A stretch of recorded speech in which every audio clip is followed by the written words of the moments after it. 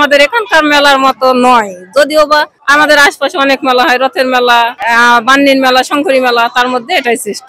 আমাদের এখানে জনপ্রিয় একটা বেশ কিছু আছে, কি মাটির একটা সামগ্রী কেনার জন্য আমরা দূর দেশ থেকে অনেক লোকজন আসি। আমরা এখানে অনেক অনেক হাঁড়ি পাতিল তৈরি হয়, যেমন ঝাঁঝর হাঁড়ি, আপনার মাটির ব্যাং, যে যা যা কিনবে সেরকম সামগ্রী পাওয়া যায় এখানে।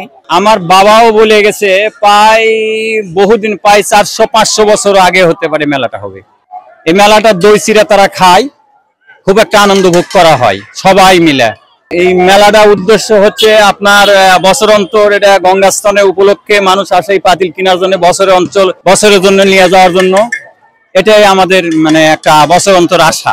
এই মেলাতে এক বছরে যত মাটির জিনিসপাতি সব আমরা নিয়ে যাবো এখান থেকে। হাড়ি কিনবো, ঝাঁঝর কিনবো। মেলা মানুষ একটু কম আছে আর বছর থেকে, কিন্তু একই পরিবেশ এরকমই আছে, শৃঙ্খল ঠিকই আছে।